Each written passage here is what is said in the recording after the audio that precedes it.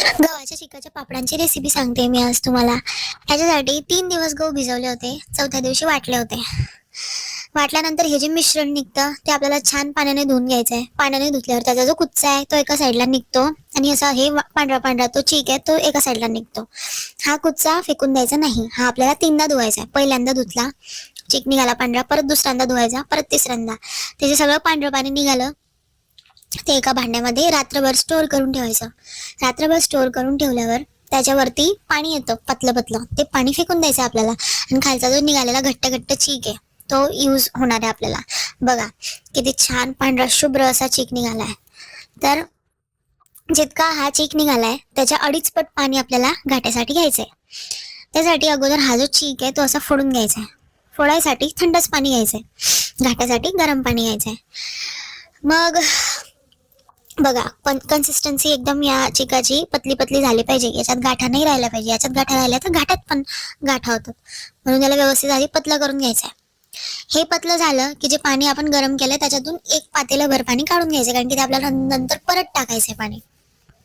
मग पाणी गरम झालं, हे पातळ झालं की हे बघा एका हाताने चीक टाकायचा आहे तो पाण्याचा गव्हाचा, आणि एका हाताने मिक्स करत राहायचं, जेणेकरून त्याच्यात गाठी नाही होणार। बघा किती पांढरा शुभ्र काचासारखा घाटा होणार आहे एकदम, तुम्ही एंड पर्यंत बघा व्हिडिओ। मग असं मिक्स करता करताच हे लगेच घट्ट होतं, तेव्हाच 2-3 मिनिटातच। म्हणजे गरम पाणी आपण काढलेलं होतं ते परत टाकायचं, त्याच्यात मिक्स करत राहायचंय। अजून थोडं पाणी टाकायचंय, मिक्स करत राहायचंय। मग थोडा वेळ होऊ द्यायचं त्याला। शिजलं, ऑलमोस्ट शिजायवर आलं की वरतून तुम्ही तीळ आणि मीठ टाकू शकता। तुम्हाला पाहिजे तुम्ही फूड कलर ऍड करू शकता। पांढरा घाटा बनवून वेगवेगळे जे काढून घ्यायचा घाटा, त्यात फूड कलर तुम्ही मिक्स करू शकता, रंगीत पापड जर खायचे असतील तर। हे बघा किती सुंदर असा घाटा आहे, एक पण गाठ झाली नाही याच्यामध्ये। तीळ टाकले आहे, मीठ टाकलंय, होऊ द्यायचं याला थोडा वेळ।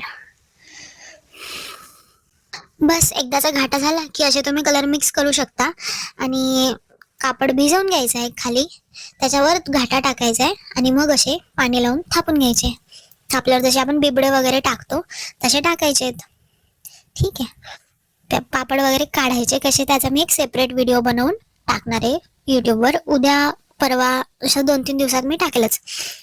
तर बघा रेसिपी आवडली असेल तर नक्की ट्राय करून बघा, खूप छान लागतात हे पापड।